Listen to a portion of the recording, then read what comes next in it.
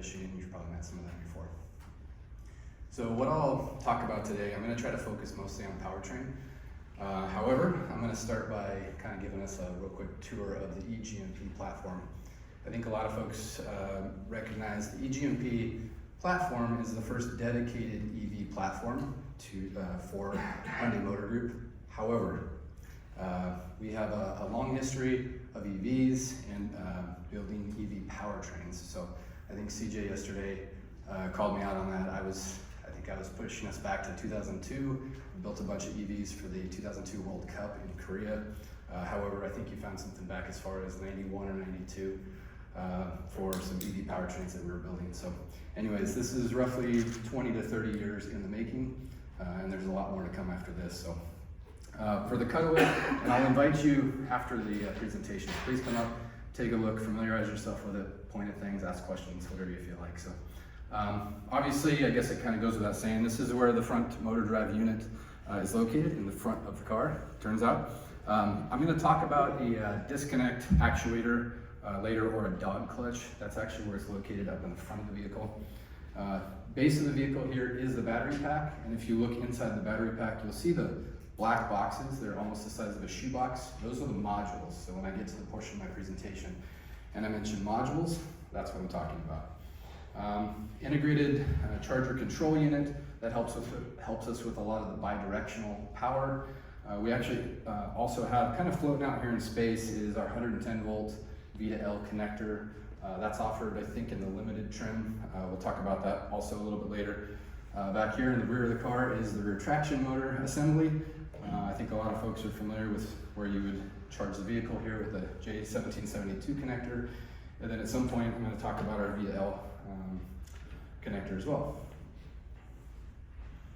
All right, so I'll start by talking about our different battery options for the Ioniq 6. There's going to be two options. There's a standard range and a long range. Pretty easy for us to remember. The standard range battery will come with a two-wheel or rear-wheel drive configuration. The long-range battery will give you two options, rear-wheel drive or all-wheel drive. For all-electric range, the standard range battery with the rear-wheel drive configuration will get you about 240 miles all-electric range. Our, peak mileage vehicle is the long-range battery with rear-wheel drive. You'll see 361 miles. That's actually a savings from weight from the all-wheel drive system and some other techniques that we applied. And then for the long-range all-wheel drive system, that boasts a combined 320 horsepower, and you'll get about 316 miles on that vehicle, or in that configuration, excuse me.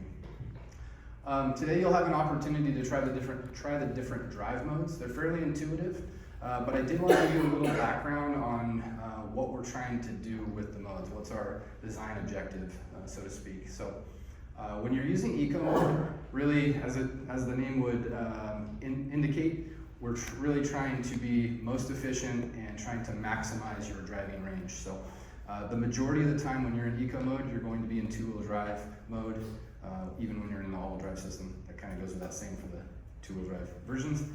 But we've also reduced peak power, and that also has a side effect of reducing your peak G. So don't try eco mode if you're looking to experience total power and nimbleness of the vehicle. So the next mode is normal mode.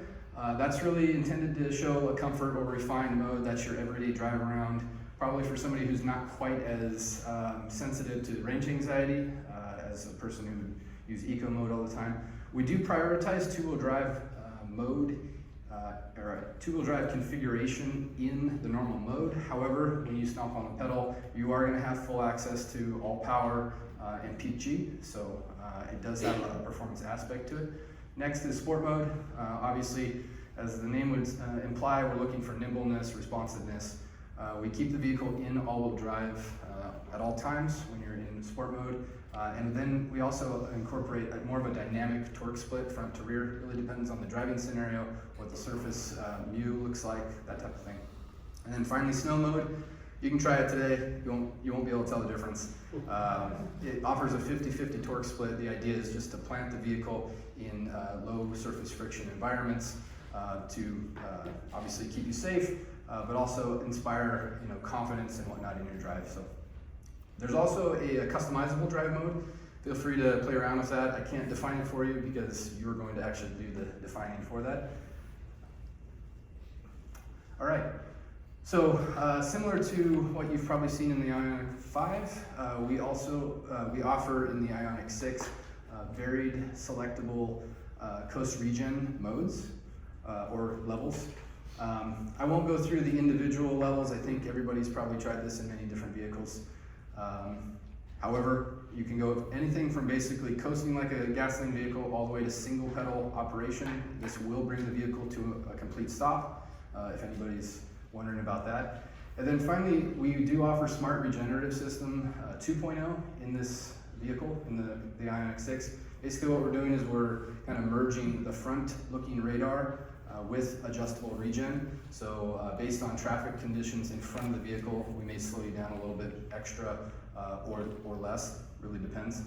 Don't use this as if you're using smart cruise control. That's not what this is. This is not intended to bring the vehicle to a stop. It's just to make your drive a little bit less painful. So use it as such. So the EGMP system uses a single type of battery module. Those are the black boxes that I mentioned down here in the battery pack. Each module, it consists of a number of individual battery cells that are stacked nice and neatly. They look like a little Pop-Tart, if you will. The idea with the battery in the EGMP platform, what we can do is we can vary the number of modules. We can vary the configuration. They can be more in parallel, more in series. It really depends on what the segment and the specific vehicle needs. Are we looking for ultimate range? Are we looking for ultimate performance?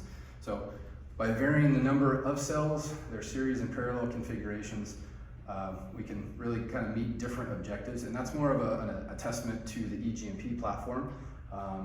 Fortunately, the Ioniq 6 kind of benefits from that. With this battery configuration, and I should back up 1 second. Compared to our old cell design, so we're using a new cell design in this packet, or in this packaging. The old cell design, you could look at it as maybe the old Kona battery cell. We basically had, and I'll try to use my hands here, a single cell. If this was representative of a single cell, imagine my hand looks like a Pop-Tart. We would lay a cooling fin up next to the Pop-Tart, and that would basically suck the heat out of the side of the cell and then downward into this portion here, which is the coolant path down in blue. So we run a coolant path underneath the batteries, or the battery modules. They are adhered to that using a thermally conductive adhesive. That was the old style. Now we've been able to get rid of that cooling fin, redesigned the cell, and now the cell is able to reject heat vertically down towards the bottom of the cell, which is also the bottom of the module, which is then stuck to this coolant path. That's kind of how we are getting rid of heat or introducing heat to the battery, depending on the situation. So anyways, what I mentioned with getting rid of the fin and some of the other packaging improvements we've made, we've been able to reduce the part count by about 60%. We've also, in the meantime, increased our energy density by 7%. That's significant. We can cram more electrons in there. Really just means more EV range or more HVAC usage, depends on where you want to use it.